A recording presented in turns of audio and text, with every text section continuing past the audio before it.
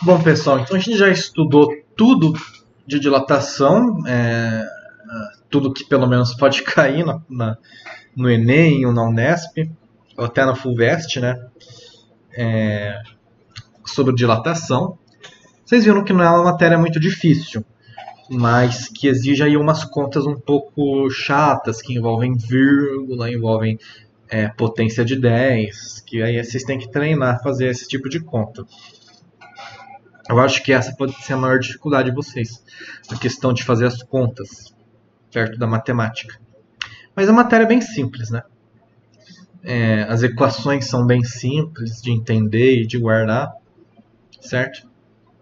Então a gente vai fazer alguns exercícios sobre dilatação dos sólidos e dilatação dos líquidos e para sedimentar o conhecimento. Tá? Eu aconselho que vocês façam junto comigo, ou seja, que vocês parem o vídeo, tentem fazer o exercício antes de mim. Pensem aí nesses exercícios pelo menos uns 5 minutos, certo? Se vocês não conseguirem fazer, vocês continuam no vídeo. Se vocês conseguirem fazer, façam e confiram as respostas no vídeo depois, tá? Mas é interessante que vocês tentem fazer. Então vamos lá, eu preparei 5 exercícios. Vamos ver esse daqui. Para proteção contra curtos-circuitos em residências, são utilizados disjuntores, compostos por duas lâminas de metais diferentes, em suas superfícies soldadas umas às outras, ou seja, uma lâmina bimetálica. Essa lâmina toca o contato elétrico, fechando o circuito e deixando a corrente elétrica passar. Quando da passagem da corrente elétrica superior à estipulada, limite, a lâmina se curva para um dos lados, afastando-se do contato elétrico e assim interrompendo o circuito. Isso acontece porque os metais da lâmina possuem uma característica física cuja resposta é diferente para a mesma corrente elétrica que passa no circuito. A característica física que deve ser observada para a escolha dos dois metais dessa lâmina bimetálica é o coeficiente de... Provavelmente vocês vão marcar coeficiente de... O que vocês acham? Se é aula de dilatação, então deve ser coeficiente de dilatação? Talvez vocês estejam induzidos aí a marcar a letra C, porque a gente está na aula de dilatação, né? Mas imaginem que vocês se deparem com essa questão no meio de uma prova, sem nenhum contexto. Sinceramente, vocês marcariam dilatação térmica? Né? É isso que vocês têm que pensar. Por que é dilatação térmica? Então, o que acontece nessa questão aí da lâmina bimetálica? Que que eu comentei com vocês nas aulas, né? Então, como que funciona a lâmina bimetálica mesmo? Antes de ir aqui para o circuito. Então você tem dois metais aqui.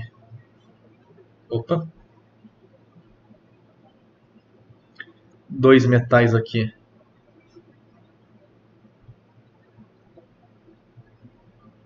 Soldados um no outro. De modo que eles não podem desgrudar um do outro, de jeito nenhum. E aí, se a gente aquecer essa lâmina bimetálica, o que vai acontecer? Um metal vai dilatar mais e outro metal vai dilatar menos.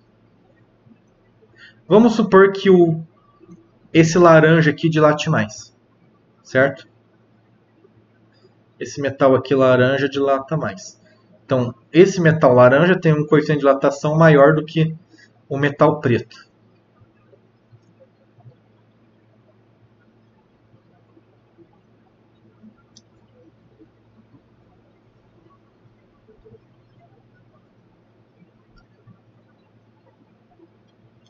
Então, o que vai acontecer? Como esse preto ele vai crescer menos e esse laranja vai crescer mais, o preto vai puxar o laranja para o lado dele. Então, a lâmina vai entortar para o lado do metal preto. Ó, tô exagerando aqui, tá? Os dois aumentam de tamanho, só que o metal preto aumenta menos e o metal laranja aumenta mais. Então, o que acontece? O metal laranja, como ele aumenta mais, ele abraça o metal preto por cima, certo? Porque ele vai crescer mais, ele vai ser maior no final. E o metal preto, como ele vai crescer menos, ele vai puxar o laranja pro lado dele. Então a lâmina sempre entorta pro lado do metal que cresce menos. Então assim que é a lâmina bimetálica. Como que isso pode ser aplicado nos circuitos elétricos? Então a gente tem aqui o ferro e o cobre, e o ferro tem um coeficiente de dilatação maior do que o cobre. Tá? Então está passando aqui uma corrente elétrica por esse circuito aqui. Opa! Que tá, e aí passa por essa lâmina aqui. Essa lâmina aqui, ela vai oferecer uma, digamos assim, uma resistência à passagem da corrente elétrica. Entendem? Então, quando a corrente elétrica passa, o que é a corrente elétrica? São elétrons em movimento. Né? A gente vai estudar isso ainda. Mas quando os elétrons vão passar pela lâmina de metal, os átomos dessa lâmina de metal vão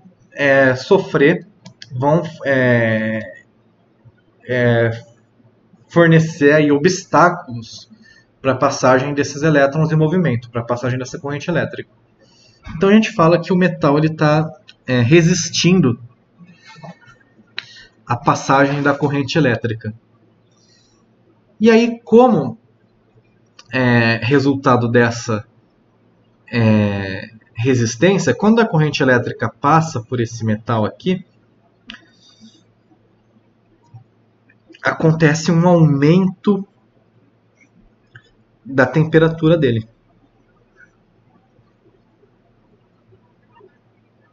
Que a gente chama de efeito Joule. Então a gente tem o efeito Joule aqui quando a corrente elétrica passa. Esse material aqui, no caso essa lâmina, oferece obstáculos para a passagem dessa corrente elétrica. E aí, conforme essa corrente elétrica vai passando nesses obstáculos, ela vai esquentando a lâmina aqui. E aí a lâmina esquenta. Acontece que se ela esquentar demais, o que vai acontecer?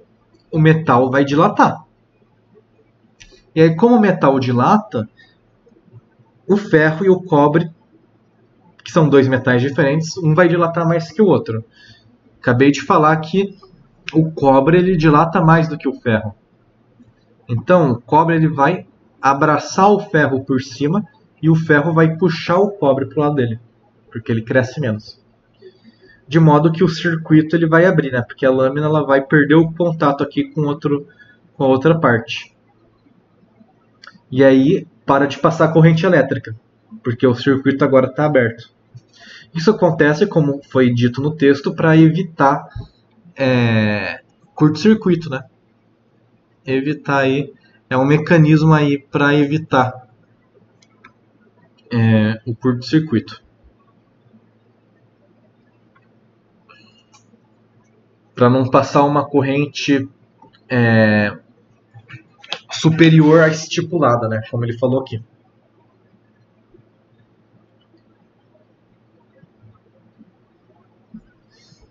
Então, quando a corrente está muito forte, isso daqui vai esquentar mais, e aí quando ele esquenta mais, ele entorta para o lado do ferro, porque o ferro tem um coeficiente de dilatação menor. E aí o circuito abre e para de passar a corrente elétrica, certo? E isso evita o curto-circuito.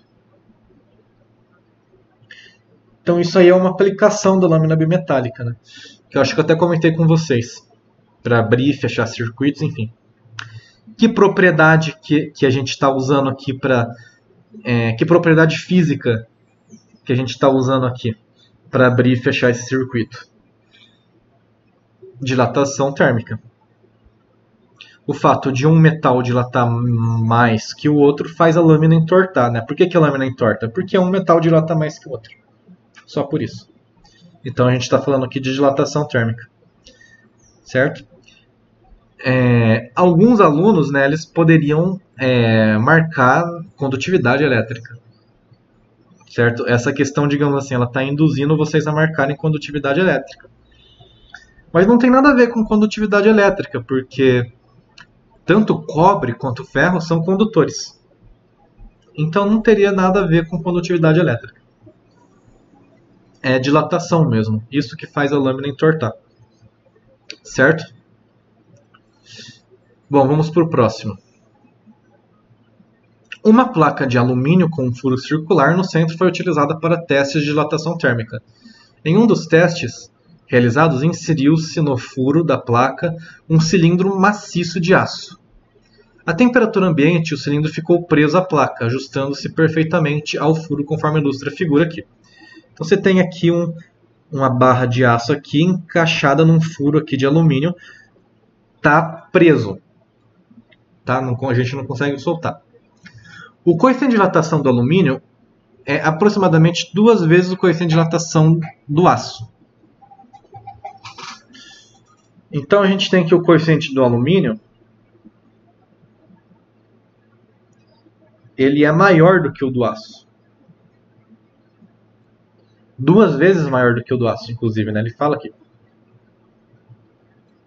Se a gente aquecer o conjunto a 200 graus Celsius, o que vai acontecer? Bom, se a gente aquecer o conjunto, os dois vão dilatar, os dois vão aumentar. Só que qual que vai aumentar mais? Qual que vai dilatar mais? Aquele que tem o coeficiente de dilatação maior. Quem que tem o coeficiente de dilatação maior? O alumínio. Então o alumínio vai dilatar mais. Essa placa de alumínio aqui dilata mais. No que essa placa de alumínio dilata mais, esse furo aqui ele vai crescer mais do que o cilindro de aço, concordam? Então a placa de alumínio cresce, o furo também cresce e a barra de aço também cresce. Só que como o coeficiente de dilatação do alumínio é maior, a placa de alumínio vai crescer mais. Consequentemente, o furo vai aumentar mais do que a placa de aço. Então essa barra de aço aqui vai ficar frouxa, certo? Porque o furo vai aumentar mais. Então, apesar dos dois aumentarem, tanto o alumínio quanto o aço, o alumínio aumenta mais. E aí esse furo aqui vai ficar maior do que esse cilindro de aço. De modo que a gente vai conseguir desencaixar esse negócio de aço aqui, essa barra de aço aqui facilmente. Então vamos ver qual alternativa fala isso. O cilindro de aço ficar ainda mais fixado? Não, ele vai ficar mais solto, né? Porque o furo vai aumentar mais. O cilindro de aço soltar-se-á da placa de alumínio, pois em decorrência do aumento da temperatura, o diâmetro do furo aumenta mais do que o diâmetro do cilindro. Perfeito. Perfeito, né? A letra B não ocorrerá nenhuma mudança, não. Os dois vão aumentar. O cilindro soltar-se-á a placa porque sofrerá uma dilatação linear em função da conservação da massa. Ocorrerá diminuição no diâmetro do cilindro. Nossa, ele fez uma salada aqui que não tem nada a ver, né? Ele misturou um monte de coisa aqui que não tem nada a ver com a outra. Não é possível afirmar o que acontecerá. Não, é possível afirmar o que vai acontecer. Os dois vão dilatar. Só que o furo aqui de alumínio vai dilatar mais. Por quê? Porque o coeficiente de dilatação do alumínio é maior do que o do aço. Então a letra B de bola. Tudo bem? Vamos agora para essa daqui, de gráfico. A dilatação térmica linear sofrida por um objeto em forma de barra feito de um dado material foi investigada por um estudante que mediu o seu comprimento L da barra em função da temperatura T. Os dados foram dispostos no gráfico apresentado a seguir. Então, a gente tem aqui um gráfico do tamanho da barra, do comprimento da barra, em função da temperatura. Com base nos dados obtidos, determine o comprimento final de uma barra feita de um mesmo material que utiliza que é a barra utilizada para obtenção do gráfico. Então a gente vai pegar o mesmo material que foi feito essa barra aqui, só que agora com o comprimento inicial de 3 metros. E aí a gente vai variar a temperatura de 20 até 70. Para a gente saber quanto que essa barra vai dilatar, a gente precisa do coeficiente de dilatação. E a gente precisa descobrir o coeficiente de dilatação desse material aqui em questão. E como que a gente descobre o coeficiente de dilatação? Ele deu um gráfico aqui. Nesse gráfico a gente sabe que a barra foi de 1 para 1,02 metros, numa variação de temperatura de 10 até 110. Então vocês concordam que esse 1 aqui é o nosso L0, certo? E esse 1,2 é o nosso L final, tá? Quanto que ela aumentou? De 1 para 1,02. Quanto que é o nosso ΔL? O nosso ΔL vai ser igual a 0,02. Todo mundo concorda? L final menos L inicial. Daqui para cá, aumentou quanto? 0,02, né? Então a gente tem o L0, tem o ΔL e tem o ΔT também, né?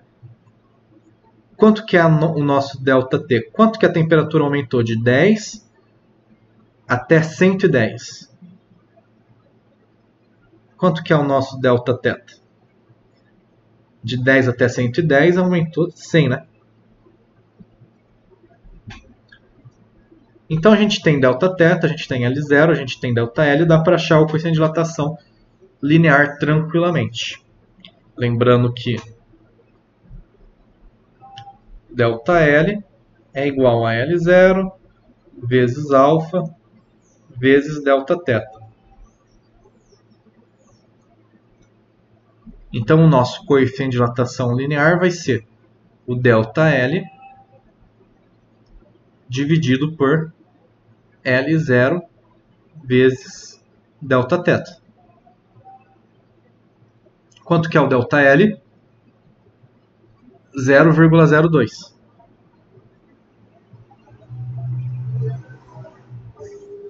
Quanto que é o L0? 1. E quanto que é o ΔT? 100.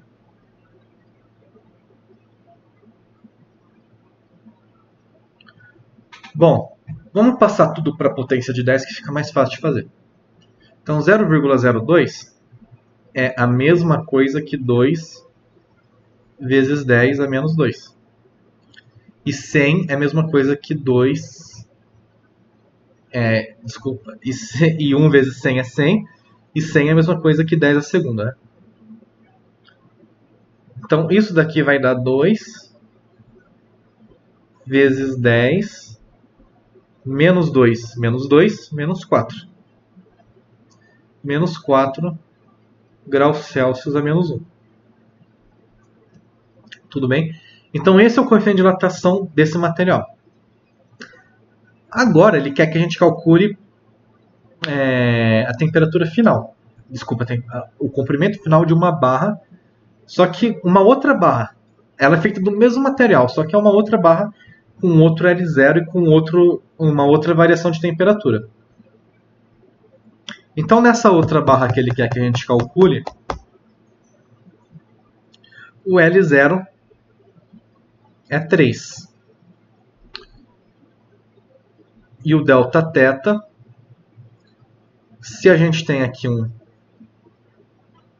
T0 de 20 graus Celsius e a gente vai para um T final, para uma temperatura final de 70 graus Celsius, a gente tem uma variação de temperatura de quanto? De 20 para 70, a variação de temperatura é 50 graus Celsius. Bom, então a gente tem o alfa, tem o L0, tem o delta teta, a gente tem condição aí de calcular o L final. Como que a gente vai calcular o L final? Ora, a gente sabe que delta L é igual a L0 vezes alfa vezes delta teta.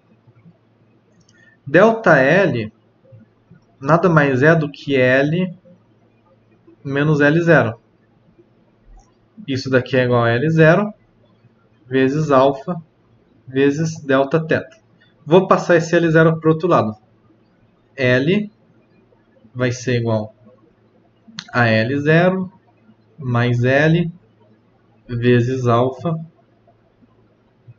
delta teta. Vou pegar esse alfa aqui e colocar ele em evidência. Desculpa, pegar o L0 e colocar em evidência, né? Vai ficar L0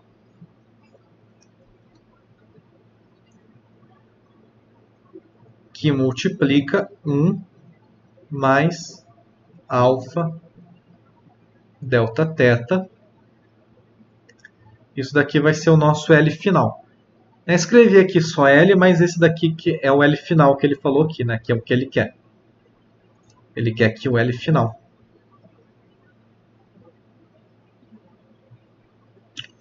Bom, só um outro jeito de escrever essa mesma expressão aqui, tá? Aqui a gente está escrevendo a mesma coisa, só que de uma outra forma. Só preferi escrever dessa forma aqui porque aí faz direto. Mas se vocês quisessem pegar isso daqui, achar o delta L e depois aplicar que delta L é igual a L menos L0, tanto faz também. Mas desse jeito aqui já sai direto. Então o L vai ser igual ao L0, que é 3, 1 mais alfa, que é 2 vezes 10 a menos 4,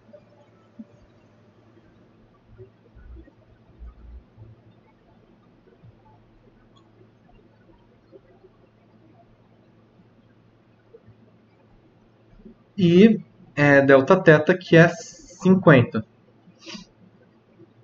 que é 5 vezes 10.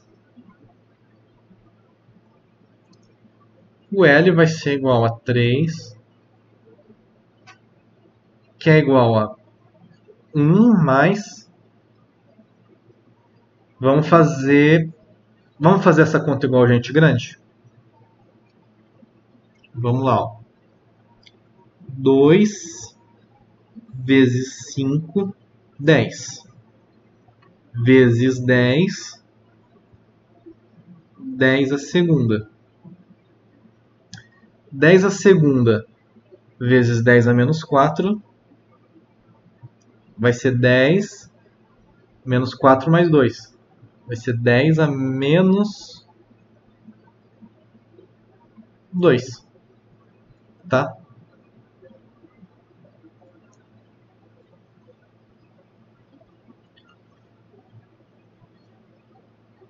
Isso daqui vai ser igual a 3, que multiplica 1,01,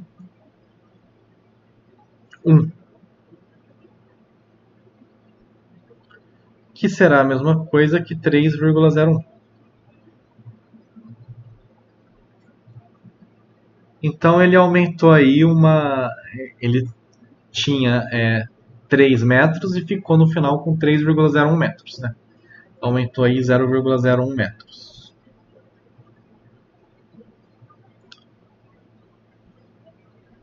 Certo? Outro jeito de fazer, não sei se vocês achariam mais fácil, é utilizar isso daqui. Pegar essa equação aqui, aí vocês vão calcular delta L igual a 3 vezes 2 vezes 10 a menos 4 vezes 50. Aí vocês iam achar que ΔL é 0,01. Aí depois vocês iam utilizar que ΔL é igual a L menos L0. Então, L vai ser igual a ΔL mais L0. L vai ser igual a 0,01 mais 3, que é igual a 3,01. Vocês poderiam fazer desse outro jeito, tanto faz. Tá? Talvez vocês tenham achado esse jeito um pouquinho mais complicado, porque tem que fazer a manipulação algébrica, mas poderiam fazer desse jeito, não tem nenhum problema. Achar o ΔL e a partir do ΔL achar o L, que foi o que ele pediu, né? Ele pediu o L e não pediu o ΔL. O L final, não o inicial. Tudo bem? Ótimo. Vamos para o próximo. Vou beber uma água.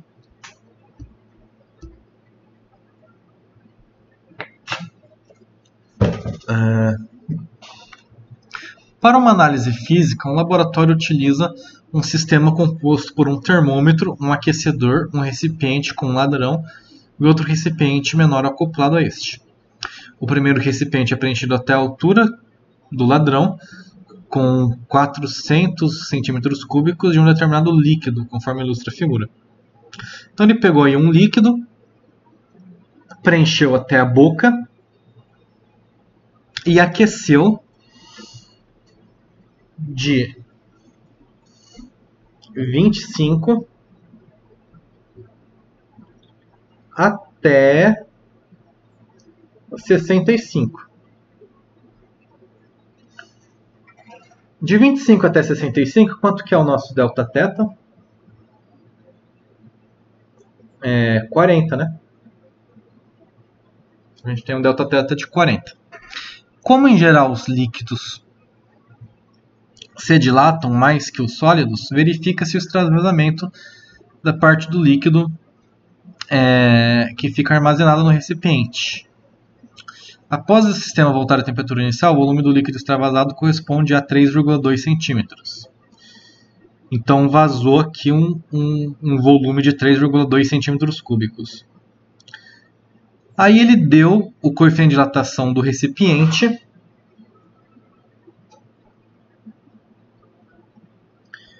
Eu vou chamar de gama R. E aí ele pede para calcular o coeficiente de dilatação do líquido, que eu vou chamar de gama L.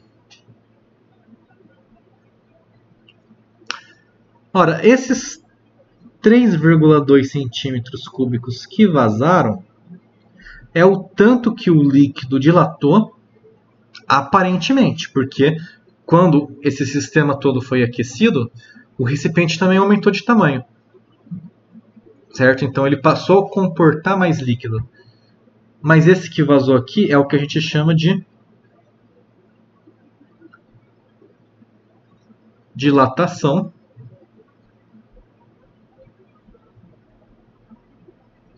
aparente.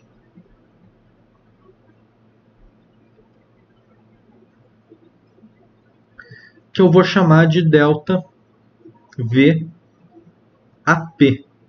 de aparente, certo?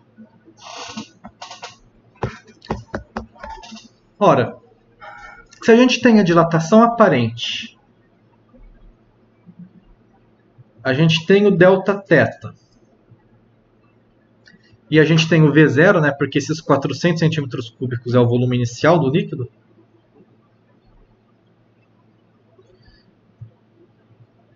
a gente consegue calcular o coeficiente de dilatação aparente. Lembra? O ΔV aparente é igual ao V0 vezes o gama aparente vezes o Δθ. A gente tem o ΔV aparente, tem o V0, tem o Δθ. Tudo isso dados do exercício. a gente consegue calcular o gama aparente. Então, o gama aparente vai ser igual a ΔV aparente dividido por V0 vezes o ΔT. Então, o ΔV aparente é 3,2. O V0 é 400. E quanto que é o ΔT mesmo? 40.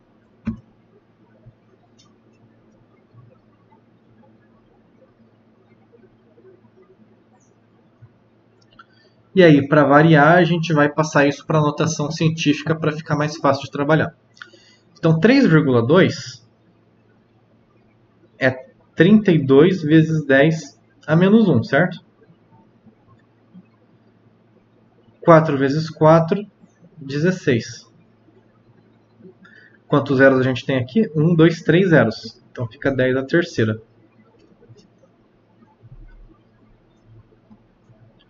Aí vocês já observam que 32 dividido por 16 é 2.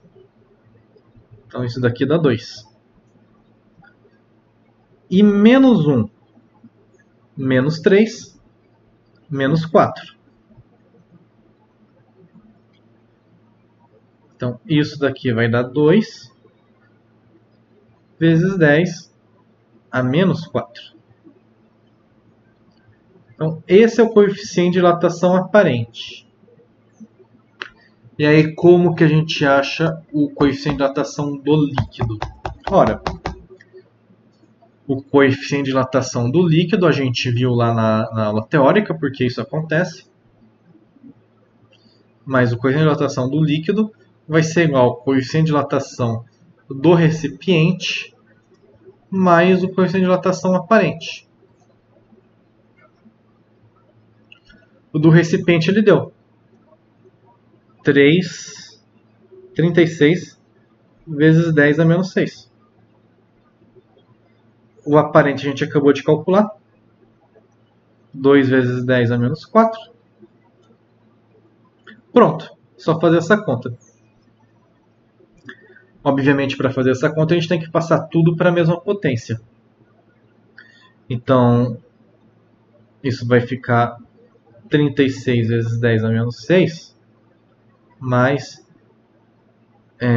vou passar esse daqui para a potência de 10 a menos 6. Vai ficar 200 vezes 10 a menos 6.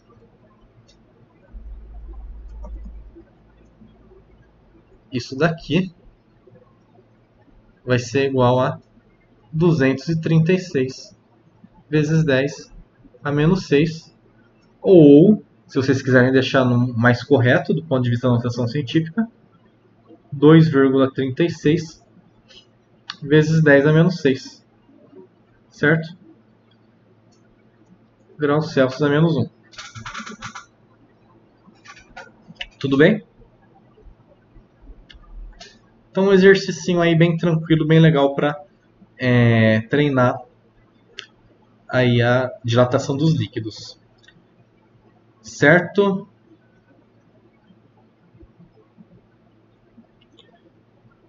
Bom. Pessoal, a gente tem mais 2 exercícios, mas eu não vou fazer não porque vocês estão reclamando que os vídeos eles são muito longos, né? Então vou tentar encerrar esse vídeo aí num tempo mais curto, tá? Na aula que vem a gente muda de assunto. A gente começa a falar de calor, tudo bem? Então, até lá.